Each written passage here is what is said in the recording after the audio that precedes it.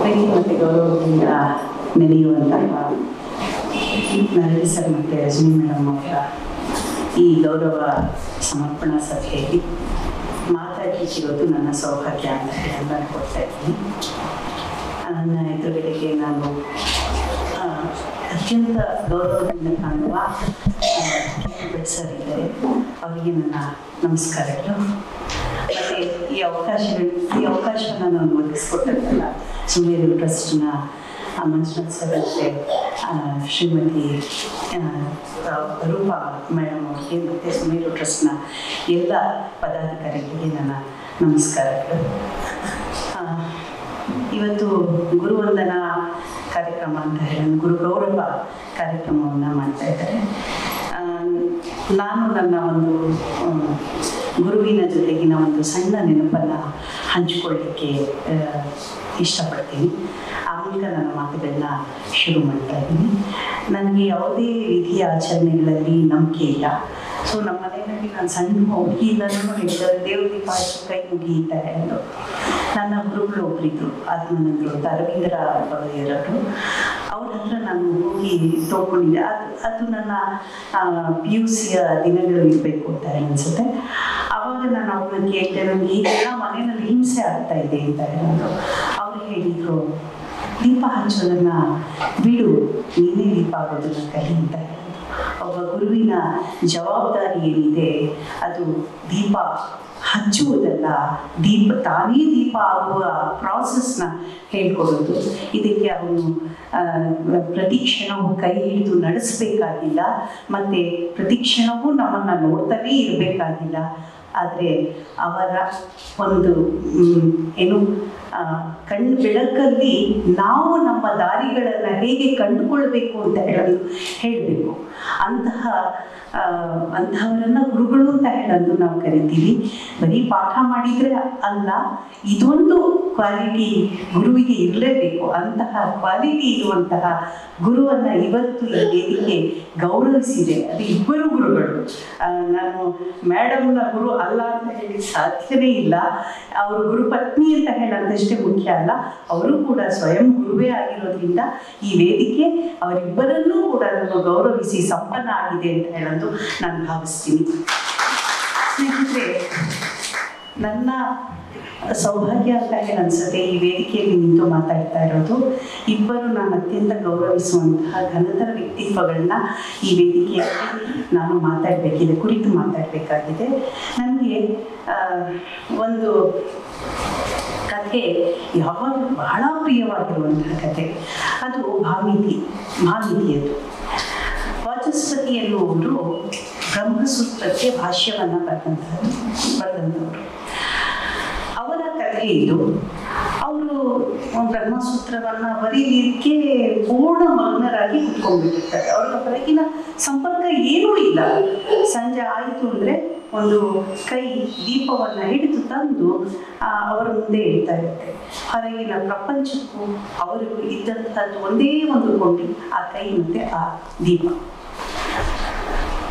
ಅವರು ಬ್ರಹ್ಮಸೂತ್ರಕ್ಕೆ ಭಾಷ್ಯವನ್ನು 11 ವರ್ಷಗಳ ಕಾಲ ಬರೀತಾರೆ. ಅದಾದ ಮೇಲಿಂದ ಮಧ್ಯರಾತ್ರಿ ಮುಗಿಯುತ್ತೆ. ಅವರು ನಿರ್ಧಾರ ಮಾಡಿರ್ತಾರೆ, ಇದನ್ನು ಮುಗಿಸಿದ ಮೇಲಿಂದ ನಾನು ನನ್ನ ಆಧ್ಯಾತ್ಮಿಕ ಜರ್ನಿಯನ್ನು ಇದು ಸಮಾಜಕ್ಕೋಸ್ಕರ ಬರೀತಾ ಇರುವಂಥದ್ದು, ಸಮಾಜದ ಅರಿವನ್ನು ವಿಸ್ತಾರ ಮಾಡಲಿಕ್ಕೆ ಬರೀತಾರೆ. ನನ್ನ ಒಳಗಿನ ಜರ್ನಿ ಏನಿದೆ ಅದರ ಕಡೆಗೆ ನಾನು ಹೋಗಬೇಕು ಅಂತ ನಿರ್ಧಾರ ಮಾಡಿಬಿಟ್ಟಿರ್ತಾರೆ. ಮಧ್ಯರಾತ್ರಿ ಹೊರಗಡೆ ಬರ್ತಾರೆ. ಮುಗಿಸಿ ಹೊರಗಡೆ ಬಂದಾಗ ಎದುರುಗಡೆಗೆ ಅತ್ಯಂತ ಸೌಂದರ್ಯಯುತವಾಗಿರುವಂತಹ ಪ್ರಸನ್ನವಾಗಿರುವಂತಹ ಒಂದು ಹೆಣ್ಮಗಳು ಬರ್ತಾರೆ. ನೋಡಿದ ತಕ್ಷಣ ನೀವು ಯಾರು ಅಂತ ಕೇಳ್ತಾರೆ. ನೀವು ಬ್ರಹ್ಮಸೂತ್ರವನ್ನು ಬರೆಯುವುದರಲ್ಲಿ ಎಷ್ಟು ಮಗ್ನರಾಗಿದ್ರಿ ಅಂತ ಹೇಳಿದ್ರೆ, ನೀವು ಮದುವೆ ಆಗಿರೋದನ್ನು ಮರ್ತಿದ್ದೀರಾ, ನಿಮಗೊಬ್ಬ ಹೆಂಡತಿ ಇರುವುದನ್ನು ಮರ್ತಿದ್ದೀರಾ. ಆಗ ವಾಚಸ್ಪತಿಗಳಿಗೆ ಒಂದು ಆಘಾತನೂ ಆಗುತ್ತೆ, ಪಶ್ಚಾತ್ತಾಪನೂ ಆಗುತ್ತೆ. ಅವ್ರು ಹೇಳ್ತಾರೆ, ನೀವು ಇದನ್ನು ನೆನಪಿಸ್ಬಾರ್ದಿತ್ತ, ನಿನ್ನಂಥ ಹೆಣ್ಣು ಮಗಳನ್ನ ನಾನು ಪಕ್ಕದಲ್ಲಿ ಇಟ್ಕೊಂಡು ನಾನು ಹೀಗೆ ಬ್ರಹ್ಮಸೂತ್ರದಲ್ಲಿ ಮುಳುಗೋಗಿದ್ನಲ್ಲ ಅಂತ ಹೇಳೋದು ಅವ್ರು ಹೇಳಿದಾಗ ಆಕೆ ಹೇಳ್ತಾರೆ, ಹೌದು, ನಾನು ಪತ್ನಿಯಾಗಿ ನಿಮ್ಮ ಜೊತೆಗೆ ಸಂಸಾರವನ್ನು ಮಾಡಿದರೆ ಒಂದು 4-5 ಮಕ್ಕಳನ್ನ ಮುಚ್ಚಿ ನಾನು ಆರಾಮಾಗಿರ್ತಾ ಇದ್ದೆ. ಆದರೆ ಇಡೀ ಜಗತ್ತಿಗೆ ಬ್ರಹ್ಮಸೂತ್ರದ ಬೆಳಕನ್ನು ನೀವು ಹಂಚಲಿಕ್ಕೆ ಅಂತ ಹೊರಟಿದ್ದೀರ. ಈ ಮಹತ್ ಕಾರ್ಯಕ್ಕೆ ಹೆಂಡತಿಯಾಗಿ ನಾನು ನಿಮ್ಮ ಜೊತೆಗಿರಬೇಕಿತ್ತು, ನಾನಿದ್ದೀನಿ ಅಂದರೆ ಆಗ ವಾಚಸ್ಪತಿ ಒಂದು ಅದ್ಭುತವಾದಂತಹ ಮಾತನ್ನು ಹೇಳ್ತಾರೆ, ನನ್ನಂಥ ವಿದ್ವಾಂಸ ಸಿಗುವುದು ಬಹಳ ಬಹಳ ಸಾಧಾರಣ, ನಿನ್ನಂತಹ ಹೆಣ್ಣುಮಕ್ಕಳು ಸಿಗೋದು ನಿಜಕ್ಕೂ ಅಪರೂಪ ಅಂತ ಹೇಳೋದು. ನನಗೆ ವಾಚಸ್ಪತಿಗಳಂತಹ ವಿದ್ವತ್ತು ಮತ್ತು ಆಕೆಯ ತಾಳ್ಮೆ, ಆಕೆಯ ಕಾಯುವಿಕೆ, ಆಕೆಯ ಅತ್ಯಂತ ಅಂದರೆ ಕೌಟುಂಬಿಕವಾಗಿ ತನ್ನನ್ನು ತಾನು ಎಸ್ಟಾಬ್ಲಿಷ್ ಮಾಡ್ಕೊಳ್ಬೇಕು ಅಂತ ಇದ್ದಾಗ ಕೂಡ ಗಂಡನಿಗೆ ಸಹಕಾರಿಯಾಗಿ ನಿಂತಹ ಆ ಅದ್ಭುತ ತಾಳ್ಮೆ ಬಹುಶಃ ಭಾರತೀಯ ಸಂಸ್ಕೃತಿಯ ಬಹಳ ಉನ್ನತ ಮೌಲ್ಯವನ್ನು ಹೇಳುವಂಥದ್ದು ಅನಿಸುತ್ತೆ. ಹೀಗೆ ಎರಡು ಘನತರವಾದಂತಹ ಎರಡು ಶಕ್ತಿಗಳು ಹೀಗೆ ನನಗೆ ಆ ಕಥೆಯಲ್ಲಿ ಕಾಣಿಸ್ಕೊಳ್ತು. ಅದು ಯಾವಾಗ ನೆನಪಾಗುತ್ತೆ ಅಂದರೆ ಪ್ರತಿ ಸಲನೂ ಮೇಡಮ್ ಮತ್ತು ಸರ್ನ ನೋಡಿದಾಗ ನನಗೆ ಈ ಕಥೆ ನೆನಪಾಗುತ್ತೆ. ಸೊ ಇವತ್ತು ಇಲ್ಲಿ ಎರಡು ಘನತರವಾದಂತಹ ವ್ಯಕ್ತಿತ್ವಗಳು ನಮ್ಮ ಮುಂದೆ ಇವತ್ತು. ಸೊ ಹೀಗೆ ನಾನು ಇಬ್ಬರ ಬಗ್ಗೆ ಏನು ಮಾತಾಡಿದೆ, ಯಾಕೆಂದರೆ ನಾನು ಇಬ್ಬರು ಪರಮಾಪ್ತರು. ಎಷ್ಟು ಆಪ್ತರು ಅಂತ ಹೇಳಿದ್ರೆ ನಾನು ಅವ್ರ ಮನೆಯ ಒಬ್ಬ ಸದಸ್ಯ ಅನ್ನೋ ಹಾಗೆ ನಾನು ಇದ್ದೀನಿ. ನಮಗೆ ಈ ಥರದ್ದು ಒಂದು ಆಫರ್ ಬಂದಾಗ ನೀವು ಮಾತಾಡಿ ಅಂತ ಹೇಳಿದಾಗ ಒಂದು ಕ್ಷಣ ಕಟ್ಟೋಲಿಕ್ಕೆ ಆದೆ, ಏನು ಮಾತಾಡಲಿ ನಾನು ಅಂತ ಹೇಳೋದು. ಆದರೆ ನನಗೆ ಗೊತ್ತು ಕನ್ನಡದ ಸಾಂಸ್ಕೃತಿಕ ವಿವೇಕವನ್ನು ಕಾಪಾಡಿಕೊಂಡು ಬರ್ತಾ ಇರುವಂತಹ ಎರಡು ವ್ಯಕ್ತಿತ್ವಗಳನ್ನ ಇಲ್ಲಿ ಗೌರವಿಸ್ತಾ ಇರಬೇಕಾದ್ರೆ ಮಾತಾಡುವಂತಹ ಜವಾಬ್ದಾರಿ ಏನಿದೆ ಅದು ನನ್ನದು ತುಂಬ ದೊಡ್ಡದಿದೆ ಅಂತ ಹೇಳಿ ನಾನು ಅಂದ್ಕೊಂಡು ನಾನು ಕೆಲವು ಮಾತುಗಳನ್ನ ನಿಮ್ಮ ಮುಂದೆ ಹೇಳಲಿಕ್ಕೆ ಪ್ರಯತ್ನ ಪಡ್ತೀನಿ. ನಾನು ಸರ್ನ ಭೇಟಿಯಾಗಿದ್ದು ಮೊದಲು ನನ್ನ PhD ನಾನು ಅವರ ಗೈಡೆನ್ಸಲ್ಲಿ ಮಾಡಬೇಕು ಅಂತ ಹೇಳೋದು ಹೊರಟಿದೆ. ಆದರೆ ನನ್ನ ದುರಾದೃಷ್ಟ ಅಷ್ಟೊತ್ತಿಗಾಗಲೇ 5 ಜನ ಅವರ ಅಂಡರಲ್ಲಿ PhD ಮಾಡ್ತಾ ಇದ್ರು. ಹಾಗಾಗಿ ನನಗೆ ಆ ಅವಕಾಶ ಸಿಗಲಿಲ್ಲ. ಆದರೆ ಖಂಡಿತ ನನಗೆ ಅದು ಆಗ ತುಂಬ ನೋವಾಗಿತ್ತು. ನನಗೆ ನಾನು ಆಗ 23-24 ವರ್ಷದ ಹುಡುಗಿ, ನನಗೆ ತುಂಬ ನೋವಾಗಿತ್ತು. ನನಗೆ ಸಿಗ್ಲಿಲ್ವಲ್ಲ ಇಂಥದ್ದೊಂದು ಅವಕಾಶ ಅಂತ ಹೇಳೋದು. ಆದರೆ ಇವತ್ತು ಒಬ್ಬ PhD ಗೈಡಿಂದ ಏನನ್ನ ಕಲಿಬಹುದು ಅದೆಲ್ಲವನ್ನು ಮೀರಿ ನಾನು ಮೊದಲೇ ಹೇಳಿದ್ನಲ್ಲ ಗುರುವಿನ ಕಥೆ, ನಾನೇ ಬೆಳಕಾಗುವ ಪ್ರಾಸೆಸ್ಸಲ್ಲಿ ನನಗೆ ಸಿಕ್ಕಂಥ ಒಂದು ಅದ್ಭುತ ಶಕ್ತಿಯಾಗಿ ನನಗೆ ಸರಿಸಿತ್ತು. ಇವ್ರನ್ನ ನಾನು ಆಮೇಲೆ ಭೇಟಿ ಆಗಲೇ ಇಲ್ಲ. ಅದಾದ್ಮೇಲಿಂದ ಸಾಹಿತ್ಯ ಅಕಾಡೆಮಿಗೆ ಬಂದೆ. ಸಾಹಿತ್ಯ ಅಕಾಡೆಮಿನಲ್ಲಿ ನನ್ನನ್ನು ಸಲಹಾ ಸಮಿತಿಯ ಸದಸ್ಯರನ್ನಾಗಿ ಆಯ್ಕೆ ಮಾಡಿದ್ರು. ಆವಾಗ ಸರ್ನ ನಿಕಟ ಸಂಪರ್ಕ ಬಂತು. ಆನಂತರ ಅಭಿನವದ ಜೊತೆಗೆ ನಿರಂತರವಾದಂಥ ಸಂಪರ್ಕ, ಈ ಥರದ ಒಂದು ಅನೇಕ ನೆನಪುಗಳು, ಅನೇಕ ಮಹತ್ವದ ಕ್ಷಣಗಳು ನನಗೆ ಅವರೊಂದಿಗೆ ದಕ್ಕಿದೆ. ಇವ್ರನ್ನ ಒಂದ್ಸಲ ನಾನು ಇಂಟರ್ವ್ಯೂ ಮಾಡ್ತಾ ಇದ್ದೆ. ಇಂಟರ್ವ್ಯೂ ಮಾಡುವಾಗ ನಾನು ಕೇಳಿದೆ, ಒಂದು ನಿಮಗೆ ಈ ಸಾಹಿತ್ಯ, ಈ ಪರಿಸರ ಇದೆಲ್ಲ ಹೇಗೆ ನಿಮಗೆ ದಕ್ಕಿತ್ತು ಅಂತ ಹೇಳೋದು ಒಂದು ಸಣ್ಣ ಪ್ರಶ್ನೆನ ಅವರ ಬಾಲ್ಯವನ್ನು ಇಟ್ಕೊಂಡು ಕೇಳಿದಾಗ ಅವರು ಒಂದು ಸುಂದರವಾದ ರೂಪಕದ ಮೂಲಕ ಇಡೀ ತಮ್ಮ ಸಾಹಿತ್ಯಿಕ ಜರ್ನಿ ಹೇಗೆ ಸ್ಟಾರ್ಟ್ ಆಯಿತು ಅನ್ನೋದನ್ನ ಹೇಳಿದರು. ಅವರ ಊರಿನ ಕುಂಬಾರ ಕೇರಿಗಳಲ್ಲಿ ಮಣ್ಣು ಮಡಿಕೆ ಆಗುವಂತಹ, ಅಂದರೆ ಮಣ್ಣು ಹೇಗೆ ಒಂದು ಕಲಾಕೃತಿಯಾಗಿ ಅರಳುತ್ತೆ ಅದನ್ನ ಬಹಳ ಕುತೂಹಲದಿಂದ ನಾನು ನೋಡ್ತಾ ಇದ್ದೆ. ಹೀಗೆ ಕುತೂಹಲದಿಂದ ನೋಡ್ತಾನೆ ನನ್ನೊಳಗೆ ಒಂದು ಕಲೆಯ ಪ್ರಜ್ಞೆ ಅನ್ನುವುದು ಜಾಗೃತ ಆಗ್ತಾ ಹೋಯಿತು. ಹೀಗೆ ನನ್ನ ಒಳಗೆ ಆಮೇಲೆ ಮನೆಯಲ್ಲಿ ತಾಯಿ ಓದ್ತಾ ಇದ್ದಂತಹ ಕುಮಾರವ್ಯಾಸರ ಭಾರತ ಇರಬಹುದು, ಅಥವಾ ಅವರಲ್ಲಿ ಆಡ್ತಾ ಇದ್ದಂತಹ ಯಕ್ಷಗಾನಗಳಿರ್ಬೋದು, ಬಯಲಾಟಗಳಿರ್ಬೋದು, ಹೀಗೆ ಒಂದು ಸಾಂಸ್ಕೃತಿಕವಾದಂತಹ ಒಂದು ವಾತಾವರಣ, ಸಾಹಿತ್ಯಿಕವಾದಂತಹ ಒಂದು ವಾತಾವರಣ ಹೀಗೆ ಅಯಾಚಿತವಾಗಿ ಅವರಿಗೆ ದಕ್ಕಿ ಅವರ ಒಳಗಿನ ಆ ಕಲೆ ಅನ್ನುವುದು ಒಂದು ಭಾಷಿಕ ನೆಲೆಯಲ್ಲಿ ಅರಳಲಿಕ್ಕೆ ಒಂದು ಅವಕಾಶ ಅಲ್ಲಿ ಉಂಟಾಯಿತು ಅಂತ ಹೇಳೋದು. ಅನಂತರ ನನಗೆ ಸರ್ನ ಮತ್ತು ಮೇಡಮ್ನ ಮಾತಾಡ್ತಾ ಅವರ ವೈಯಕ್ತಿಕವಾದ ಅನೇಕ ಸಂಗತಿಗಳು ನನಗೆ ಗೊತ್ತಾಗ್ತಾ ಬಂತು. ಅವರು ಅಂದರೆ ಮೇಲೆ ಎಷ್ಟು ಸೌಮ್ಯವಾಗಿ ಕಾಣ್ತಾರೆ, ಒಳಗೆ ಅಂಥದೇ ಒಂದು ಬಂಡಾಯದ ಬಹಳ ದೊಡ್ಡ ಒಂದು ಇದನ್ನು ಬೆಳಕನ್ನು ಅವರು ಇಟ್ಕೊಂಡಿದ್ದಾರೆ. ಸಾಹಿತ್ಯ ನಾನು ಅವ್ರ ಜೊತೆ ಮಾತಾಡಿದಾಗ ಒಂದು ಮಾತು ಹೇಳಿದ್ರು, ಹೌದು ಸಾಹಿತ್ಯ ನಮ್ಗೆ ಏನು ಹೇಳಬೇಕು ಅಂತ ಹೇಳಂದ್ರೆ, ಅಡಿಗರ ಒಂದು ಮಾತನ್ನ ಹೇಳ್ತಾ ಇದ್ರು, ಕಲಿಸುವಾಗುವುದನ್ನು ಬಾಗದೇ ಸೆಳೆಯುವುದನ್ನು ಅಂತ ಹೇಳಿದ್ರು. ನಾವು ವಿನಮ್ರವಾಗುವುದನ್ನು ಹೇಳಬೇಕು, ಮತ್ತೆ ಅದನ್ನ ಮೀರಿ ನಮ್ಮ ಮೇಲೆ ಯಾರಾದ್ರೂ ಆಕ್ರಮಣ ಮಾಡ್ತಾರೆ ಅಥವಾ ನಮ್ಮ ಮೇಲೆ ಬೇರೆ ಅನಾಚಾರಗಳಾಗುತ್ತೆ ಅಂತ ಹೇಳಿದಾಗ ಅದನ್ನ ವಿರೋಧಿಸಿ ನಿಲ್ಲುವಂತಹದ್ದೊಂದು ಇದು ಕೂಡ ಇರಬೇಕು ನಮಗೆ ಅಂತ ಹೇಳೋದು. ಸೊ ಬಹುಶಃ ನನಗನ್ಸುತ್ತೆ ಅವರ ಈ ನಿಲುವಿದೆಯಲ್ಲ, ಕಲಿಸುವಾಗುವುದನ್ನು ಬಾಗದೆ ಸೆಳೆಯುವುದನ್ನು ಅನ್ನೋದು ಅದು ಅವರ ಎಲ್ಲ ಸಾಹಿತ್ಯಿಕವಾದಂತಹ ಚಟುವಟಿಕೆಯ ಹಿಂದೆ ಇರುವಂತಹ ಬಹಳ ದೊಡ್ಡ ತಾತ್ವಿಕತೆ ಅಂತ ಹೇಳೋದು ನಾನು ಭಾವಿಸ್ತೀನಿ. ಸರ್ ನವ್ಯದ ಹೊತ್ತಿನಲ್ಲಿ ಬರೀಲಿಕ್ಕೆ ಶುರು ಮಾಡಿದ್ರು ಅವರು ಆಯ್ಕೆ ಮಾಡಿಕೊಂಡಂತಹ ಇದು ಥೀಸಿಸ್ಗೆ ಆಯ್ಕೆ ಮಾಡಿಕೊಂಡಿದ್ದು ಕೆ.ಎಸ್. ನರಸಿಂಹಸ್ವಾಮಿ ಅವರಂತೂ ಇಹದ ಪರಿಮಳದ ಹಾಗೆ, ಅದು ಇಹವೇ ಅದಕ್ಕೆ ಪರ ಆಗಲಿ ಅಥವಾ ಅತಿಭೌತಿಕತೆ ಆಗಲಿ ಯಾವುದೂ ಇಲ್ಲ. ಸದ್ಯದ ಕ್ಷಣಗಳಲ್ಲಿ ಬದುಕುವ, ಸದ್ಯದ ಕ್ಷಣಗಳನ್ನು ಅನುಭವಿಸುವ, ಸದ್ಯದಲ್ಲೇ ಅರಳುವಂತಹ ಒಂದು ಅದ್ಭುತವಾದಂತಹ ಪ್ರತಿಭೆ ಕೆ.ಎಸ್. ಅವರಿಂದ ನವ್ಯದ ಶಾಂತಿನಾಥ್ ದೇಸಾಯಿ ಅವರಿಂದ ನಾನು ಪ್ರಭಾವಿತನಾದೆ ಅಂತ ಹೇಳೊಂದು ಸರ್ ಹೇಳ್ತಾ ಇದ್ರು ಕೂಡ ಅವರ ಮೇಲೆ ಗಾಢವಾದಂತಹ ಪ್ರಭಾವ ಅವರಿಗೆ ತಿಳಿಯದ ಹಾಗೆ ಅದೊಂದು ಜರ್ನಿಯಾಗಿ ಅವರೊಳಗಡೆ ಸೇರ್ಕೊಂಡಿದ್ದು ಬಹುಶಃ ಕೆ.ಎಸ್. ಅಂತ ಹೇಳಿ ಅನಿಸುತ್ತೆ. ಸೊ ಹೀಗಾಗಿ ಕೆ.ಎಸ್. ಅವರ ಇಹದ ಸದ್ಯದ ತಲ್ಲಣಗಳೇನಿದೆ ಆ ತಲ್ಲಣಗಳಿಗೆ ತಮ್ಮ ಓದಿನ ಮೂಲಕ ದಕ್ಕಿಕೊಂಡಂತಹ, ತಮ್ಮ ಬಾಲ್ಯದ ಮೂಲಕ ಏನನ್ನ ಅವರು ಪಡ್ಕೊಂಡಿದ್ರು ಆ ಎಲ್ಲ ಸಾಹಿತ್ಯಿಕವಾಗಿರುವಂತಹ ನೆನಪುಗಳು, ಸಾಂಸ್ಕೃತಿಕವಾದಂತಹ ನೆನಪುಗಳನ್ನ ಸದ್ಯದಲ್ಲಿ ಇಟ್ಟು ನೋಡುವಂತಹದೊಂದು ಅದ್ಭುತವಾದಂತಹ ಅವಕಾಶವನ್ನ ಅವರೇನೇ ಸೃಷ್ಟಿ ಮಾಡಿಕೊಂಡ್ರು ಅಂತ ಹೇಳಿ ಅನ್ಸುತ್ತೆ. ಸೊ ಹೀಗಾಗಿ ಅವರು ಯಾವ ತಾತ್ವಿಕತೆಗೂ ಅಂಟುಕೊಂಡಿಲ್ಲ. ನನಗೆ ಗೊತ್ತಿರುವ ಹಾಗೆ ಅವರು ಯಾವುದೇ ತತ್ವ ಸಿದ್ಧಾಂತಗಳಾಗಲಿ, ಯಾವುದೇ ವಾದಗಳಾಗಲಿ ಯಾವುದನ್ನು ಓದಿಲ್ಲ ಅಂತ ಅಲ್ಲ, ಎಲ್ಲವನ್ನೂ ಓದಿದ್ದಾರೆ. ಎಲ್ಲವನ್ನೂ ಓದಿ ಅದನ್ನ ಯಾವ ಸಂದರ್ಭಕ್ಕೆ ಎಷ್ಟು ಬೇಕೋ ಅಷ್ಟನ್ನ ಅವರು ಬಳಸ್ಕೊಳ್ತಾ ಹೋಗ್ತಾರೆ. ಹೀಗಾಗಿ ಅವರಿಗೆ ಯಾವುದೇ ತತ್ವ ಸಿದ್ಧಾಂತಗಳಿಗೂ ಅವರು ಅಂಟಿಕೊಳ್ಳದೆ ತುಂಬಾ ಮುಕ್ತವಾದಂತಹ ಒಂದು ಕಣ್ಣಿನಿಂದ ಕನ್ನಡ ಸಾಹಿತ್ಯವನ್ನ ನೋಡಿದ್ದರ ಫಲ ಏನು ಅಂತ ಹೇಳಿದ್ರೆ ಇವತ್ತು ಅವರು ಮಾಡಿರುವಂತಹ ಬಹಳ ದೊಡ್ಡದಾದಂತಹ ಸಾಧನೆ ಅಂತಾನೆ ಹೇಳಬೇಕು. ಸಮಗ್ರ ಸಾಹಿತ್ಯವನ್ನ ವಿಶ್ಲೇಷಿಸುವಂತಹ ಒಂದು ಕ್ರಮವನ್ನ ಕನ್ನಡಕ್ಕೆ ಕೊಡಮಾಡಿತು. ಸೊ ಇದು ಸಾಮಾನ್ಯವಾದಂತಹ ಸಂಗತಿ ಅಲ್ಲವೇ ಅಲ್ಲ.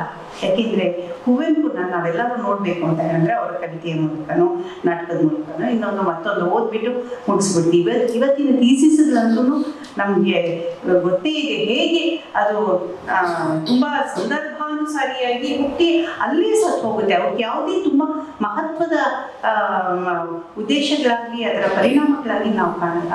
ಆದರೆ ಸರ್ ಮಾಡಿರುವಂತಹ ಸರ್ ಬರೆದಿರುವಂತಹ ಪ್ರತಿ ಪುಸ್ತಕವು, ಮಾಡಿರುವಂತಹ ಪ್ರತಿ ಅಧ್ಯಯನವೂ ಕೂಡ PhDಗೆ ಯೋಗ್ಯವಾಗಿರುವಂತಹ ಒಂದು ಕೆಲಸವೇನೇ ಆಗಿದೆ ಅನ್ನೋದನ್ನ ನಾವು ಮರೆಯೋ ಹಾಗಿಲ್ಲ. ನೋಡಿ, ಕುವೆಂಪು ಇರಬಹುದು, ಗೋಕಾಕರ್ ಇರಬಹುದು, ಅಥವಾ ಕೆ.ಎಸ್. ಇರಬಹುದು, ಬೇಂದ್ರೆ ಇರಬಹುದು, ಇವ್ರ ಬಗ್ಗೆ ಎಲ್ಲ ನಾನು ಪಂಪ ಇರಬಹುದು, ಇವ್ರ ಬಗ್ಗೆ ಎಲ್ಲರೂ ನಾವು ಅವ್ರ ಜೊತೆಗೆ ಮಾತಾಡ್ತಾ ಹೋಗಿ ಸಿಗುವಂತಹ ಹೊಳಪುಗಳು ಇದೆಯಲ್ಲ, ಇವೆಲ್ಲವೂ ಕೂಡ ನಮಗೆ ತುಂಬಾ ವಿಶೇಷವಾಗಿತ್ತು ಅನ್ಸೋದು. ಯಾಕೆ ಅಂತ ಹೇಳಿದ್ರೆ ಅವತ್ತನ್ನ ಇವತ್ತಿಗೂ, ಇವತ್ತನ್ನ ಅವತ್ತಿಗೂ, ಅಂದ್ರೆ ಹಳೆಗನ್ನಡವನ್ನ ಹೊಸಗನ್ನಡಕ್ಕೂ, ಹೊಸಗನ್ನಡವನ್ನ ಹಳೆಗನ್ನಡಕ್ಕೂ ಅಪ್ಲೈ ಮಾಡುವಂತಹ ಒಂದು ಅದ್ಭುತವಾದಂತಹ ಬರಹದ ಶಕ್ತಿ ಸರ್ಗೆ ದಕ್ಕಬಿಡ್ತು.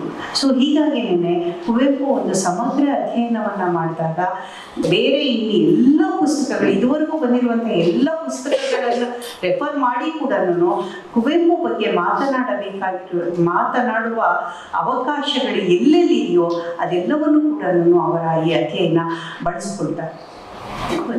ಕೊನೆಗೆ ಇದೆಲ್ಲದರ ನಂತರವೂ ಕೂಡ ಅವರು ಯಾಕೆ ಸಾಂಸ್ಕೃತಿಕವಾಗಿ ಮುಖ್ಯ ಆಗ್ತಾರೆ ನಮಗೆ ಅಂತ ಹೇಳಿದ್ರೆ ಬರೀ ಅಧ್ಯಯನಶೀಲತೆಯೋ ಇನ್ನೊಂದು ಮತ್ತೊಂದು ಅಲ್ಲ.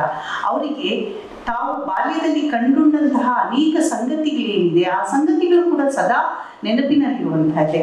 ನೋಡಿ, ಒಂದು ಕಡೆಗೆ ಪಂಪನ ಬಗ್ಗೆ ಮಾತಾಡ್ತಾರೆ, ಅಣ್ಣನ ಬಗ್ಗೆ ಮಾತಾಡ್ತಾರೆ, ಕುಮಾರವ್ಯಾಸನ ಬಗ್ಗೆ ಮಾತಾಡ್ತಾರೆ, ಕುವೆಂಪು, ಬೇಂದ್ರೆ, ಈ ಥರ ಎಲ್ಲರ ಅನಕರು, ಈ ಎಲ್ಲರ ಬಗ್ಗೆನೂ ಮಾತಾಡ್ತಾನೆ. ಕೆಂಪಣ್ಣ ಕವಿಯ ಬಗ್ಗೆ ಕೂಡ ಮಾತಾಡ್ತಾರೆ. ಯಕ್ಷಗಾನ ಅನ್ನೋದು ಎಲ್ಲೋ ಹುಟ್ಟಿದ್ದು ಕರಾವಳಿಯ ತೀರದ ಕಲೆ ಮಾತ್ರ ಅಲ್ಲ, ಅದು ನಮ್ಮ ಬಯಲು ಸೀಮೆಯಲ್ಲಿ ಇತ್ತು ಅನ್ನೋದನ್ನು ಕೂಡ ನಾವು ಮಾಡ್ತಾರೆ. ನನಗೆ ಬಹಳ ಆಶ್ಚರ್ಯ ಆಗೋದ್ರಿಂದ ಆವಾಗ ಒಂದು ದೊಡ್ಡ ಪ್ರತಿರೋಧದ ಅಲೆಗೆ ಇಟ್ಬಿಡ್ತು.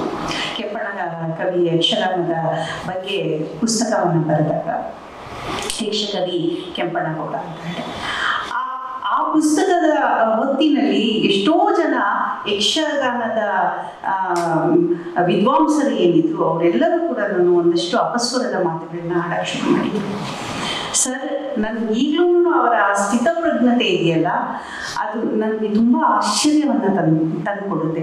ಯಾಕೆಂದರೆ ಆ ಹೊತ್ತಲ್ಲಿ ಅವರು ಒಂದೂ ಮಾತನ್ನು ಆಡಲಿಲ್ಲ, ಒಂದೂ ಮಾತನ್ನು ಅದರ ವಿರುದ್ಧವಾಗಿ ಆಡಲಿಲ್ಲ. ಬದಲಿಗೆ ಅವರು ತಮ್ಮ ಪಾಡಿಗೆ ತಾವಿದ್ರು, ಆ ಪುಸ್ತಕ ಉತ್ತರವನ್ನು ಕೊಡುತ್ತೆ ಅಂತ ಹೇಳಿದ್ರು. ಪುಸ್ತಕವನ್ನು ಓದಿ ಆ ಪುಸ್ತಕ ಉತ್ತರ ಕೊಡುತ್ತೆ ಅಂತ ಹೇಳಿದ್ರು. ಕೊನೆಗೆ ಆ ಪುಸ್ತಕದಲ್ಲಿ ಒದಗಿಸಿರುವಂತಹ ಮಾತುಗಳಿರ್ಬೋದು, ಅನೇಕ ಆಧಾರಗಳಿರಬಹುದು, ಅವೆಲ್ಲವೂ ಕೂಡ ಯಕ್ಷಗಾನದ ಯಾರು ವಿದ್ವಾಂಸರಿದ್ರು, ಅಪಸ್ವರವನ್ನು ಎತ್ತಾ ಇದ್ರು, ಅವರೆಲ್ಲರೂ ಕೂಡ ತುಂಬ ಸೈಲೆಂಟ್ ಆಗುವ ಹಾಗೆ ಮಾಡಿದ್ರು. ಅಂದರೆ ನಮಗೆ ಇರಬೇಕಾಗಿರುವಂತಹ ಶಕ್ತಿ ಏನಂತ ಹೇಳಿದ್ರೆ, ನಾವು ಕೂಗಾಡೋದು, ಕಿಚ್ಚಾಡೋದು ಅಲ್ಲ, ಅಥವಾ ಯಾರನ್ನು ವಿರೋಧಿಸುವುದು ಅಂತನೂ ಅಲ್ಲ. ವಿರೋಧಿಸಬೇಕಾಗಿಲ್ಲ. ನಾವು ಅವರಿಗೆ ಈ ತಿಳುವಳಿಕೆಯನ್ನು ವಿಸ್ತಾರ ಮಾಡಿದ್ರೆ ಆಯಿತು, ಅವರಿಗೆ ಒಂದು ಅರಿವಿನ ಪ್ರಜ್ಞೆಯನ್ನು ಮೂಡಿಸಿದ್ರೆ ಸಾಕು ಅನ್ನುವಂತಹ ಆ ನಿಲುವಿದೆಯಲ್ಲ, ಆ ಸ್ಥಿತಪ್ರಜ್ಞತೆ ಇದೆಯಲ್ಲ, ಅದು ಸದರಲ್ಲಿ ಗಾಳಾಗಿ ಕಾಣಿಸ್ಕೊಳ್ಳುತ್ತೆ. ಅವರ ಎಲ್ಲ ಬದಲಾವಣೆಗಳಲ್ಲೂ ಕೂಡ ಅದು ಕಾಣಿಸ್ಕೊಳ್ತಾ ಹೋಗುತ್ತೆ. ನನಗೆ ಬರೀ 20 ನಿಮಿಷ ಕೊಟ್ಟಿರೋದ್ರಿಂದ ನಾನು ವಿವರಗಳಿಗೆ ಹೋಗ್ತಾ ಇಲ್ಲ. ಆದರೆ ಅವರ ವ್ಯಕ್ತಿತ್ವದ ಕೆಲವು ಸುಳಿವುಗಳಿದೆಯಲ್ಲ, ಅವರ ಬರಹಗಳನ್ನ ಆವರಿಸ್ಕೊಳ್ತಾ ಹೋಗುತ್ತೆ. ಅಂತಹ ಒಂದು ಕೆಲವು ಸುಳಿವುಗಳನ್ನ ಮಾತ್ರ ನಾನು ಇಲ್ಲಿ ಕೊಡಲಿಕ್ಕೆ ಸಾಧ್ಯ ಆಗ್ತಾ ಇದೆ. ಮತ್ತೆ ನಾನು ಬಹಳ ಇಂಪಾರ್ಟೆಂಟ್ ಆಗಿರುವಂತಹ ಒಂದು ಘಟನೆಯನ್ನ ನಾನು ಅವ್ರ ಕಡೆಯಿಂದ ಕೇಳಿದ್ದೆ. ಅದೇನು ಅಂತ ಹೇಳಿದ್ರೆ, ಅವರು ಬರೀ ವಿಮರ್ಶಕ ಅಲ್ಲ, ಬರೀ ಸಂಘಟಕ ಅಲ್ಲ, ಬರೀ ಆಡಳಿತಾಧಿಕಾರಿ ಅಲ್ಲ, ಎಲ್ಲವನ್ನೂ ಒಳಗೊಂಡಂತಹ ಒಂದು ಅಪರೂಪದಂತಹ ವ್ಯಕ್ತಿತ್ವ. ಅವರು ತಮ್ಮ ಪ್ರಾಂಶುಪಾಲರ ದಿನಗಳ ಒಂದು ಘಟನೆಯನ್ನ ಹೇಳ್ತಾ ಇದ್ರು, ಹೇಗೆ ಪರಿಸ್ಥಿತಿಯನ್ನು ನಿರ್ವಹಿಸಬೇಕು ಅಂತ ಅನ್ನೋದಕ್ಕೆ. ಏನಂತ ಹೇಳಿದ್ರೆ, ಒಂದಷ್ಟು ಜನ ಹುಡುಗರು ಕ್ರಿಕೆಟ್ ಆಡಕ್ಕೆ ಹೋದಾಗ ಗಲಾಟೆ ಮಾಡ್ಕೊಂಡು ಬಂದ್ಬಿಡ್ತಾರೆ. ಗಲಾಟೆ ಮಾಡ್ಕೊಂಡು ಬಂದಾಗ ಅಲ್ಲಿ ವ್ಯವಸ್ಥಾಪಕರು ಇವ್ರ ಮೇಲೆ ಒಂದು ದೂರನ್ನು ತರ್ತಾರೆ. ತಂದಾಗ ಇವ್ರು ಹೇಳ್ತಾರೆ, ಇಲ್ಲ ನಮ್ಮ ಹುಡುಗರು ಹಾಗೆ ಮಾಡಲಿಕ್ಕೆ ಸಾಧ್ಯವೇ ಇಲ್ಲ ಅಂತ ಹೇಳೋದು. ಅವ್ರು ಹೋದ ಮೇಲಿಂದ ಈ ಮಕ್ಕಳಿಗೆ ಹೇಳ್ತಾರೆ, ಅಲ್ಲಪ್ಪ ನೀವು ಇಂಥ ಕೆಲಸ ಮಾಡಿಕೊಂಡು ಕಾಲೇಜಿಗೆ ಕೆಟ್ಟ ಹೆಸರನ್ನ ತರೋದ ಅಂತ ಹೇಳೋದು. ಆಗ ಆ ಮಕ್ಕಳ ಕಣ್ಣಲ್ಲಿ ನೀರು ಬರುತ್ತೆ. ಸರ್, ನೀವು ಅವ್ರ ಎದುರುಗಡೆ ನಮ್ಮನ್ನೇನಾದ್ರೂ ಬೈದ್ಬಿಟ್ಟಿದ್ರೆ ನಾವು ಬೇರೆ ಥರನೇ ವರ್ತಿಸ್ತಾ ಇದ್ವಿ, ಆದರೆ ನೀವು ನಮ್ಮನ್ನ ಕಾಪಾಡ್ಬಿಟ್ರಿ, ಇದನ್ನ ನಾವು ಯಾವತ್ತಿಗೂ ಮರೆಯೋದಿಲ್ಲ ಅಂತ ಹೇಳೋದು. ಸೊ ಈ ಗುಣ ಅವರು ಮಗದೊಂದು ಪ್ರಸಂಗಗಳು ನನಗೆ ಮತ್ತೆ ನೆನಪಾಗ್ತಾ ಇದೆ. ಅವರು ಹೇಗೆ ಮುಂದಿನ ಜನರೇಷನ್ನ ರೂಪಿಸ್ಬೇಕು ಮತ್ತೆ ಅವ್ರನ್ನ ತಿದ್ದಬೇಕು ಅನ್ನೋದನ್ನ ನಾನು ಒಂದ್ಸಲ ರಘುನಂದನ್ ಅನ್ನುವಂಥ ನನ್ನ ಕವಿ ಮಿತ್ರನ ಜೊತೆಗೆ ಮನೆಗೆ ಹೋದ್ವಿ. ಒಂದು ಕಾವ್ಯ ಮಠಕ್ಕೆ ಅವ್ರನ್ನ ಕರೀಲಿಕ್ಕೆ ಅಂತ ಹೇಳಂದು, ನಿರ್ದೇಶಕರಾಗಿ ಸರ್ ಕಾವ್ಯ ಮಠಕ್ಕೆ ಅಂತ ಹೇಳಂದು. ಆಗ ಅವರು ಅನಿವಾರ್ಯ ಸ್ಥಿತಿಯಲ್ಲಿ ಬರ್ಲಿಕ್ಕಾಗದಿರುವಂಥದ್ದೊಂದು ಪ್ರಸಂಗ ಇತ್ತು. ಆಗ ಅವ್ರ ಜೇಬಿಂದ ಒಂದು 10,000 ತೆಗೆದು ನಮ್ಮ ಕೈಗೆ ಕೊಟ್ಬಿಟ್ಟು, ನನಗೆ ಬರಬೇಕು ಅಂತ ಹೇಳೋದು ತುಂಬ ಆಸೆ ಇದೆ, ಆದರೆ ನನಗೆ ಬರ್ಲಿಕ್ಕಾಗ್ತಾ ಇಲ್ಲ, ಆದರೆ ನಾನು ನಿಮ್ಮ ಜೊತೆಗೆ ಹೀಗೆ ಒಂದು ನೈತಿಕವಾದಂತಹ ನನ್ನ ಬೆಂಬಲ ಅನ್ನೋ ಹಾಗೆ ನಾನು ಇದನ್ನ ಕೊಡ್ತಾ ಇದ್ದೀನಿ, ತಗೊಳ್ಳಿ ಅಂತ ಹೇಳೋದು. ಅದನ್ನು ಅಂದರೆ ಬರೀಯ ನಮ್ಮ ಬರವಣಿಗೆ ಮಾತ್ರ ಅಲ್ಲ, ನಮ್ಮನ್ನ ನಾವು ತಿಳ್ಕೊಳ್ಳೋದು ಮಾತ್ರ ಅಲ್ಲ, ಅಥವಾ ನಮ್ಮನ್ನ ನಾವು ಮಹತ್ತಿನ ಕಡೆಗೆ ತಗೊಂಡು ಹೋಗೋದಲ್ಲ, ಬಟ್ ಮುಂದಿನ ಜನ್ರೇಷನ್ ಏನಿದೆ ಅದನ್ನು ಕೂಡ ನಾವು ಜೊತೆಗೆ ಕೊಂಡೊಯ್ಯಬೇಕು ಅನ್ನುವಂತಹ ಮಹತ್ತರವಾದಂತಹ ಆಶಯ ಸರಲ್ಲಿ ನನಗೆ ಅವತ್ತು ಕಾಣಿಸ್ತು. ಹೀಗೆ ಅವರ ವ್ಯಕ್ತಿತ್ವದಲ್ಲಿ ಏನಿದೆ ಅದರಲ್ಲಿ ಬಂಡಾಯ ಇಲ್ಲ, ಪ್ರತಿರೋಧಕ ಇಲ್ಲ ಅಂತ ಅಲ್ಲ, ಆದರೆ ಪ್ರತಿರೋಧ ಇದೆ, ಅದು ತುಂಬ ಸೌಮ್ಯವಾಗಿದೆ. ಹೇಗೆ ಅಂದರೆ KS ಅವರ ಕವಿತೆಗಳಲ್ಲಿ ಇರುವಂತಹ, KS ಅವರ ವ್ಯಕ್ತಿತ್ವದಲ್ಲಿರುವಂತಹ ನನಗನ್ಸುತ್ತೆ ತುಂಬ ಪ್ರಭಾವ ಆಗಿದೆ ಅವ್ರ ಮೇಲೆ ಅಂತ ಹೇಳೋದು. ಪೂತಿನ KS ಒಂಥರ ಜೀವನ ಮೌಲ್ಯಗಳಿಗೆ ತಮ್ಮನ್ನು ತಾವು ಕೊಟ್ಕೊಳ್ಳುವಂತಹ ಒಂದು ಗುಣ ಏನಿದೆ, ಆ ಗುಣ ಸರಲ್ಲಿ ಢಾಳಾಗಿ ಕಾಣಿಸ್ಕೊಳ್ಳುತ್ತೆ. ಅವರು ತೋರಿಸ್ಕೊಳ್ದೇ ಇದ್ರೂ ಕೂಡ ಅವರ ಒಂದು ಗೆಸ್ಚರ್ಸ್, ಸೌಮ್ಯಗಳೇನಿದೆ ಆ ಸೌಮ್ಯಗಳಲ್ಲಿ ಅದು ಕಾಣಿಸ್ಕೊಳ್ತಾ ಹೋಗುತ್ತೆ. ಸೊ ಹೀಗೆ ನನಗೆ ಒಂದು ತುಂಬ ಅಂದರೆ ಅವರು ಒಬ್ಬ ಸಾಂಸ್ಕೃತಿಕ ಚಿಂತಕ ಅಂತ ಹೇಳೋದು ನಾವು ಕರೀತಾ ಇದ್ದೀವಿ. ಅದಕ್ಕೆ ಒಂದು ಉದಾಹರಣೆ, ಜೀವಂತ ಉದಾಹರಣೆ ನನಗೆ ಸಿಕ್ಕಿದ್ದೇನು ಅಂತ ಹೇಳಿದ್ರೆ ಹಾವೇರಿಗೆ ಹೋದಾಗ, ಹಾವೇರಿಯಲ್ಲಿ ನಾವು ಎಲ್ಲರೂ ಕೂಡ ಅಲ್ಲಿರುವಂತಹ ಎಲ್ಲ ಪ್ರವಾಸೋದ್ಯಮ ಜಾಗಗಳಿಗೆ ನಾವು ಭೇಟಿ ಕೊಟ್ಟು ಕೊನೆಗೆ DC ಆಫೀಸಿಗೆ ಬಂದ್ವಿ. DC ಆಫೀಸಲ್ಲಿ ಕೂತ್ಕೊಂಡು ಸರ್ ಒಂದು ಮಾತು ಹೇಳಿದ್ರು.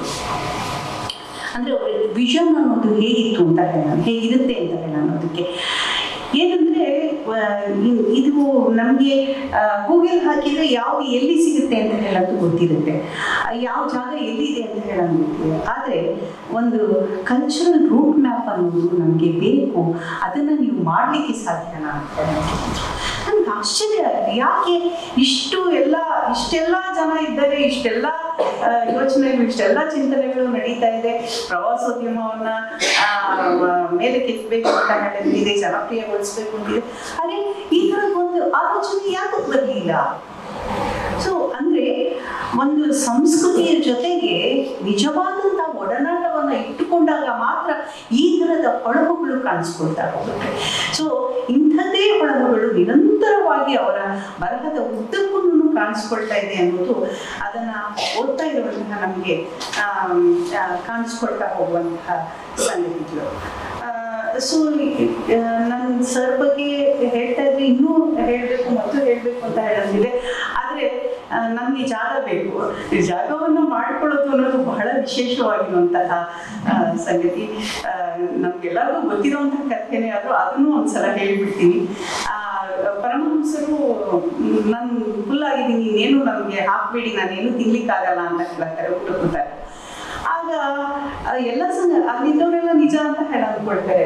ಆದರೆ ಇನ್ನು ಒಬ್ರು ಜಿಲೇಬಿಯನ್ನು ತಗೊಂಡ್ಬರ್ತಾರೆ. ಜಿಲೇಬಿಯನ್ನು ತಗೊಂಡು ಬಂದ ತಕ್ಷಣ ಪರಮಹಂಸರು ನನಗೆ 2 ಜಿಲೇಬಿ ಹಾಕು ಅಂತ ಹೇಳ್ತಾರೆ.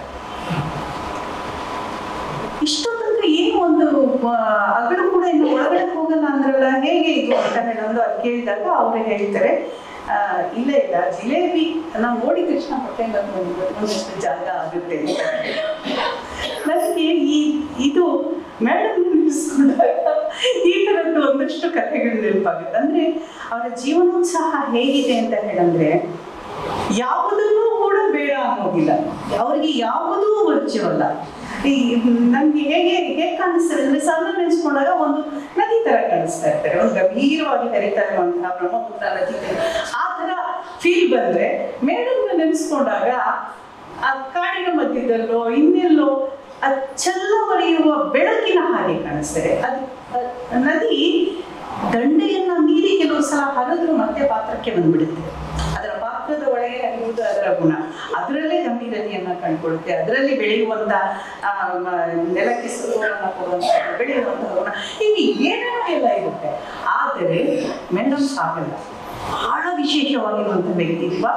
ಅದು ಬೆಳಕಿನ ಹಾಗೆ, ಅದು ಅಲ್ಲಲ್ಲಿ ಚೆಲ್ಲವರಿಯುವ ಬೆಳಕಿನ ಹಾಗೆ, ಯಾವುದರ ಸಂಧಿಯಿಂದ ಕೂಡಿದ್ರೆ ಇನ್ನೊಂದು ಆಕಾರ ಪಡ್ಕೊಳ್ಳುವಂಥದ್ದು. ಸೊ ಇದು ನನಗೆ ತುಂಬ ವಿಶೇಷವಾಗಿ ಕಾಣಿಸಿದಂತಹ ಗುಣ. ಈಗ ಬರ್ತಾ ಒಂದು ಇನ್ಸಿಡೆಂಟ್ ನಡೀತು. ಅಲ್ಲೊಂದು ದೊಡ್ಡದೊಂದು ತೆಂಗಿನ ಮರ ಇತ್ತು, ದೂರದಲ್ಲಿತ್ತು, ಸುಮಾರು ದೂರದಲ್ಲಿತ್ತು, ಒಂದು ಅರ್ಧ ಕಿಲೋಮೀಟರ್ ದೂರದಲ್ಲೇ ಇತ್ತು. ಅದರ ತಲೆ ಕಾಣಿಸ್ತಾ ಇತ್ತು. ಅದರ ಮೇಲ್ಗಡೆಗೆ ಒಂದು ಪಕ್ಷಿ ಕೂತಿತ್ತು. ನನ್ನ ಕೇಳಿದ್ರು, ಚಂದ್ರಿಕಾ ಅದೇನು ಹದ್ದ ಅಂತ ಹೇಳಿದ್ರು. ನಾನು ಹೇಳಿದೆ, ಇಲ್ಲ ಮೇಡಮ್ ಹಾಗೆ. ಅದು ಸ್ವಲ್ಪ ಹೊತ್ತಿಗೆ ಹಾರಕ್ಕೆ ಶುರುವಾದರೆ ಅದು ಹದ್ದಾಗಿತ್ತು. ಅಂದರೆ ಅವರ ಅಬ್ಸರ್ವೇಷನ್ ಹೇಗಿತ್ತು ಅಂತ ಹೇಳಿದ್ರೆ ಅಷ್ಟು ತೀಕ್ಷ್ಣವಾಗಿರುವ. ನನ್ಗೆ ತುಂಬ ಆಶ್ಚರ್ಯ ಆಗುತ್ತೆ. ಎಲ್ಲೋ ಒಂದು ಕಡೆಗೆ ಹೀಗೆ ಗೋಡೆಯನ್ನು ನೋಡ್ಕೊಂಡು ಹೋಗ್ಬೇಕಾದ್ರೆ ನಾನು ಅಷ್ಟು ದೂರ ಹೋದ್ಮೇಲಿಂದ ಅಲ್ಲೊಂದು ಗೆರೆ ಇತ್ತಲ್ಲ, ನೋಡಿದ್ಯಾ ಅಂತ ಹೇಳಿ. ಯಾವ ಗೆರೆ? ನಾನು ಗೋಡೆನೇ ನೋಡಿರಲ್ಲ. ಆದರೆ ಅವರು ಎಷ್ಟು ಶಾರ್ಪ್ ಅಂದರೆ ಅವರ ಕಣ್ಣು ಮತ್ತು ಬುದ್ಧಿ ಎರಡೂ ಎಷ್ಟು ಶಾರ್ಪ್ ಅಂದರೆ ನನ್ಗನ್ಸುತ್ತೆ ಇಲ್ಲ ಇದು ಸಾಧ್ಯನೇ ಇಲ್ಲ, ನನ್ನ ಕೈಯಿಂದ ಹಿಂಗೆ ಯೋಚನೆ ಮಾಡೋಕ್ಕೆ ಸಾಧ್ಯ ಇಲ್ಲ. ಯಾಕೆಂದರೆ ನಾನು ಬೆಟ್ಟ ಅಂತ ಹೇಳಿದ್ರೆ ಬೆಟ್ಟ ಮುಂದ್ಗಡೆಯಿಂದ ನೋಡ್ತಾ ಇದ್ದೀನಿ. ಮೇಡಮ್ ಹಾಗಲ್ಲ, ಬೆಟ್ಟದ ಹಿಂಭಾಗದಲ್ಲಿ ಏನಿದೆ ಆ ಬೆಟ್ಟದ ಹಿಂಭಾಗದಲ್ಲಿ ಅದಿರೋದ್ರಿಂದ ಮುಂಭಾಗ ಹೀಗಿದೆಯಾ, ಅಥವಾ ಮುಂಭಾಗ ಹೀಗಿರೋದ್ರಿಂದ ಆ ಬೆಟ್ಟದ ಹಿಂಭಾಗ ಆಗಿ ನನಗೆ ಅದು ಊಹೆ ಕೂಡ ಮಾಡ್ಕೊಳ್ಳಿಕ್ಕೆ ಸಾಧ್ಯ ಇಲ್ಲ. ಆ ಥರದ ಒಂದು ಕಾಲ್ಪನಿಕವಾದ ಜಗತ್ತನ್ನ ಮೇಡಮ್ ಓಪನ್ ಮಾಡ್ತಿದ್ದಾರೆ. ಸೊ ಅವರ ಎಲ್ಲ ಬರವಣಿಗೆಗಳಲ್ಲೂ ಅದೊಂದು ದೊಡ್ಡ ಶಕ್ತಿಯಾಗಿ ಕಾಣಿಸ್ಕೊಳ್ಳುತ್ತೆ. ಎಷ್ಟು ಮೈನ್ಯೂಟ್ ಆಗಿರುವಂತಹ ಸಂಗತಿಗಳನ್ನ ನನ್ನ ಅಜ್ಜಿಯ ಜಗತ್ತಿನಲ್ಲಿ ಒಂದು ತುಂಬ ಸುಂದರವಾಗಿರುವಂತಹ ಭಾಗ ಇದೆ.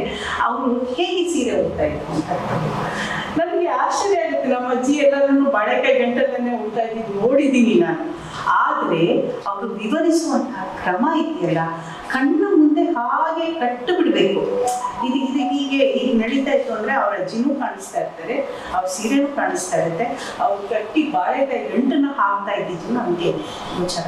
ಇಂತಹದ್ದೊಂದು ವಿವರಣೆ ಬಹುಶಃ ತುಂಬ ಅಪರೂಪದ್ದು ಅಂತಾರೆ ಅನ್ಸುತ್ತೆ. ಅದು ಸಾಧ್ಯನೇ ಇಲ್ಲ. ಅಷ್ಟರ ಮಟ್ಟಿಗೆ ಆ ವಿವರಗಳ ಆಳಕ್ಕಿಳಿತಾ ಹೋಗ್ತಾರೆ. ಮತ್ತೆ ಎಷ್ಟು ಪ್ರಾಕ್ಟಿಕಲು ಮೇಡಮ್ ಅಂತ ಹೇಳಂದ್ರೆ ಹೇಳ್ತಾ ಇರ್ತಾರೆ ಹೀಗೆ ಹೀಗೆ ಹೀಗೆ ಹೀಗೆ ಅಂತ ಹೇಳಿ. ಇಲ್ಲ ನಾವು ಹೀಗೆ ಮಾಡಬಾರ್ದು, ಯಾಕೆಂದ್ರೆ ಪ್ರಾಕ್ಟಿಕಲ್ ಆಗಿ ಯೋಚನೆ ನಾವು ಮುಖ್ಯ ಆಗ್ತಾ ಇರ್ತೇವೆ. ನಾವು ಮುಖ್ಯ ಆದರೆ ಮಿಕ್ಕಿದೆಲ್ಲನೂ ಸರಿ ಹೋಗ್ತಾ ಇರುತ್ತೆ. ಸೊ ನಮ್ಮ ಇಂಪಾರ್ಟೆನ್ಸ್ ಇಂದ ಈ ಜಗತ್ತಿನಲ್ಲಿ ನಾವು ಇಂಪಾರ್ಟೆಂಟ್ ಅಂತ ಹೇಳಿ ತೋರಿಸ್ಕೊಂಡ ತಕ್ಷಣ ಈ ಜಗತ್ತಲ್ಲಿ ಒಂದು ಬದಲಾವಣೆ ಕಾಣಿಸುತ್ತೆ. ಹಾಗಂತ ಹೇಳಂದು ಅವರು ಎಲ್ಲೂ ಕೂಡ ಸ್ತ್ರೀವಾದಿ ಅಂತನೋ ಇನ್ನೊಂದು ಮತ್ತೊಂದು ಯಾವುದೇ ಹಣೆಪಟ್ಟಿ ಮೂಲಕ ಅವ್ರನ್ನ ನಾವು ಗುರುತಿಸ್ಕೊಡೋಕ್ಕೆ ಸಿದ್ಧವೇ ಇಲ್ಲ. ತಮ್ಮನ್ನ ತಾವು ಅಪ್ಪಟ ಅಂತಃಕರಣದಿಂದ ಒಂದು ನಮ್ಮ ಕೌಟುಂಬಿಕ ವಾತಾವರಣದಿಂದ ಎದ್ದು ಬಂದಿರುವಂತಹ ಒಬ್ಬ ಹೆಣ್ಣು ಮಗಳ ಥರನೇ ಅವರು ವರ್ತಿಸ್ತಾ ಇರ್ತಾರೆ. ಆದರೆ ಅವರ ವಿಚಕ್ಷಣವಾಗಿರುವಂತಹ ನೋಟ ಇದೆಯಲ್ಲ, ಆ ನೋಟ ಬಹುಶಃ ಯಾರಿಗೂ ದಕ್ಕಲಿಕ್ಕೆ ಸಾಧ್ಯನೇ ಇಲ್ಲ. ಅದು ಎಷ್ಟು ಅಂತ ಹೇಳಿದ್ರೆ ಅವರು ಕೆಲವು ಕಡೆಗೆ ಅವರ ಬರಹಗಳಲ್ಲಿ ಆ ವಿವರಗಳು ಬರುತ್ತೆ. ಒಂದು ಮೀನು ಸಣ್ಣ ಮೀನು ಮೇಲ್ಗಡೆಗೆ ನೀರಿನ ಮೇಲೆ ಓಡಾಡ್ತಾ ಇರುವಂತಹ ಕೀಟವನ್ನ ಲವಕ್ಕ ಅದು ಒಂದು ಹಕ್ಕಿ ತೆನೆ ಮೇಲೆ ಕುತ್ಕೊಂಡು ಕೂಗ್ತಾ ಇರುತ್ತೆ, ಹಾಲು ತುಂಬಿರುವಂತಹ ತೆನೆ. ಅದನ್ನ ಎಷ್ಟು ಚೆನ್ನಾಗಿ ವಿವರಿಸ್ತಾರೆ ಅಂತ ಹೇಳಿದ್ರೆ, ಹೀಗೆ ಹೋಗಿ ಹೀಗೆ ಬಂದು ಹೀಗೆ ನಮ್ಮದೇ ಆ ಹಕ್ಕಿ ಇದೆ ಅಂತ ಹೇಳಿ ಅಷ್ಟೂ ವಿವರವಾದ ಅಷ್ಟೂ ಸೂಕ್ಷ್ಮವಾದಂತಹ ಅದು ಹಾಲು ತುಂಬಿದ ತೆನೆ ಹೇಗಿತ್ತು, ಅದರ ಬಣ್ಣ ಹೇಗಿತ್ತು, ಅದರ ಮೇಲೆ ಕೂತಿರುವಂತಹ ಹಕ್ಕಿಯ ಬಣ್ಣ ಹೇಗಿತ್ತು, ಅದು ಏನನ್ನ ಮಾಡ್ತಾ ಇತ್ತು, ಹೇಗೆ ಅದು ಹಾಲು ಹೋಯ್ತು, ಇದಿಷ್ಟೂ ವಿವರಗಳನ್ನ ಕೊಡ್ತಾನೆ. ನಮಗಂತೂ ಒಂದೊಂದ್ಸಲ ಆ ಥರದ ವಿವರಗಳಿಗೆ ಹೋದಾಗ ಕುವೆಂಪು ಅವರ ಗದ್ಯದ ಶೈಲಿ ಪಟ್ಟಂತ ಹೇಳಲು ನೆನಪಾಗುತ್ತೆ. ಬಹುಶಃ ಕನ್ನಡದಲ್ಲಿ ಹೀಗೆ ನಾನು ಓದಿದಂತಹ ಮಹಿಳಾ ಸಾಹಿತ್ಯದಲ್ಲಿ ಎಲ್ಲಿಯೂ ಕೂಡ ಈ ಥರದ ವಿವರಗಳಾಗಲಿ ಈ ಥರದ ದಟ್ಟವಾದ ಆ ಜೀವನಾನುಭವವನ್ನು ಎಷ್ಟು ಮೈದುಂಬಿ ವಿವರಿಸ್ತಾರೆ ಅಂತ ಹೇಳಿದ್ರೆ, ಲಿಯೋ ಅನ್ನುವಂತಹ ಒಂದು ನಾಯಿಯನ್ನು ಅವರು ವಿವರಿಸ್ತಾರೆ.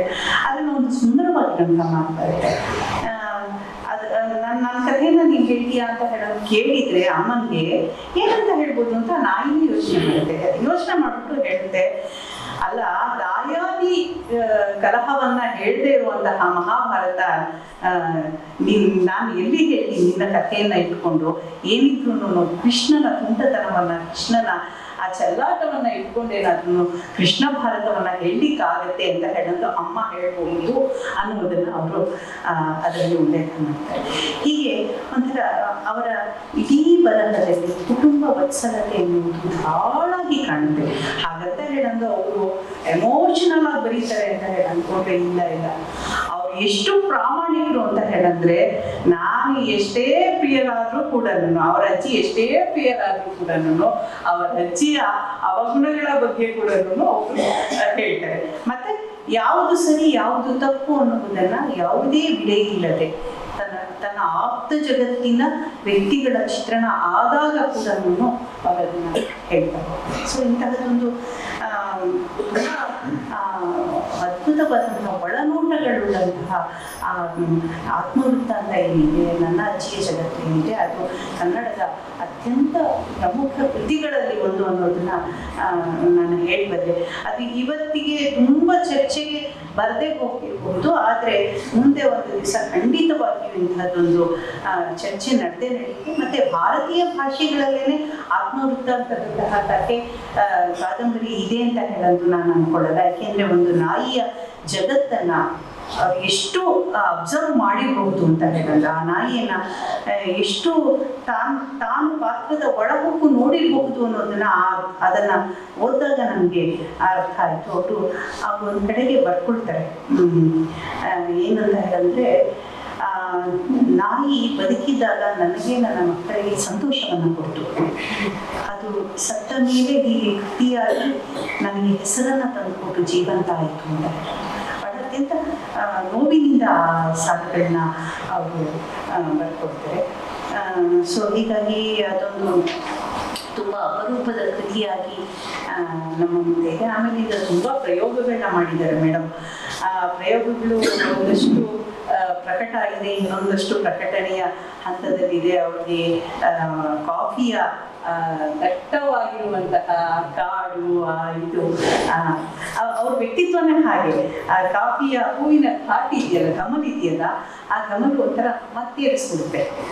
ಮೇಡಮ್ನ ಸಂಪರ್ಕಕ್ಕೆ ಬಂದವರು ಎಲ್ಲರೂ ಕೂಡ ಆ ಥರದ್ದು ಒಂದು ಅನುಭವವನ್ನ ಖಂಡಿತವಾಗೂ ಪಡ್ಕೊಂಡಿರ್ತಾರೆ. ಯಾಕೆ ಅಂತಂತಂದ್ರೆ ಕಾಫಿಯ ಆ ನಾಡಿನಿಂದ ಬಂದು ಅವರೇ ಹೇಳ್ಕೊಡ್ತಾರೆ ನಮ್ಮ ಕಡೆಗೆ, ನಾವು ಕಾಫಿ ನಾಡಿನ ಹೆಣ್ಮಕ್ಳು, ಕೊಡಗಿನ ಹೆಣ್ಮಕ್ಳು ಅಷ್ಟೊಂದು ಸುಲಭ ಅಲ್ಲ ಅಂತ.